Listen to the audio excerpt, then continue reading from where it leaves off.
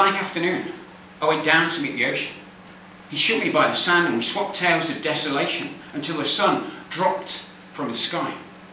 After much sorrow, I suggested we exchanged lives. I think I'd had too much to drink, but felt so that either of us had to lose. We were miserable. Let's try for a week, see how things go, then reconvene.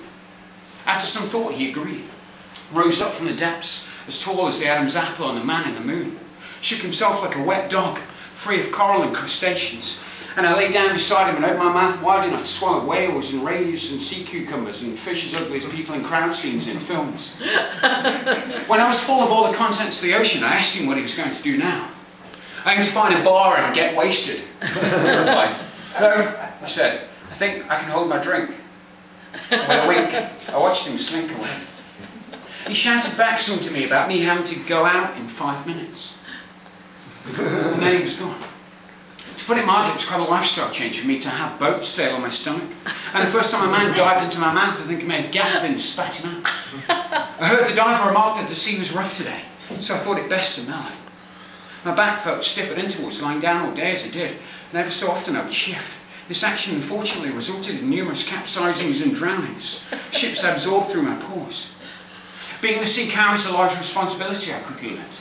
My insides took care of themselves, no change there. Big fish ate little fish, and wrecked vessels got tangled in veins and ventricles, held like octopus tentacles. Every morning I would get up and walk out a mile, and lay down, and stay there until evening, at which point I'd return to my original spot. I understood this our ocean got its exercise. I also discovered, perhaps for the first time in my life, real love.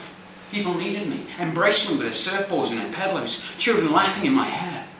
Dogs in particular loved me, but would frequently pee in me, as did children, and adults when they thought no one was watching. After 3 days, I found a crisp packet in my ear and a Coke can and an old shoe and ties and condoms, and I began to choke. Waste was everywhere. I tried to cough, but all that came up was plastic and tin, and I raged in a sickness. Threw captains from their perch into perch, I gave headaches, my insides bubbling, and turtles and sea lions would bounce on my teeth afraid to enter. This continued for 4 days of whirlpools and rips, giant swells. All the people disappeared, all the aquatic life put their fins together in prayer, until at last I saw ocean approaching over the peak of a mountain. It was good to see him.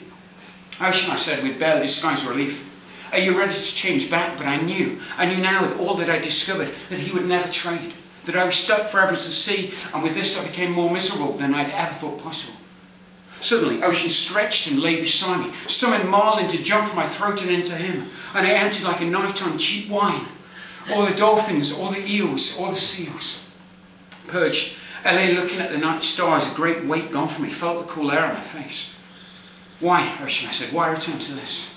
For the first time, I noticed how weary he looked. "I'd rather have the oil of the sea," he said, "over the grease of a KFC. Give me the sound of an angry storm over the banality of real-life TV. Coffee in styrofoam cups and faceless chains, the magazines in doctors' waiting rooms, pencil moustaches, nightclub bouncers, boy bands, cricket, government, guns, money, politics, ambition, the Daily Mail." He lapped at my toes in sympathy and simply rolled away to meet the bluey grey of the horizon. I lay a while and walked to a bar and ordered a vodka. I reached into my pocket to pay the barman, but all I found was a hermit crab. And I sat and sobbed as deep as the ocean floor.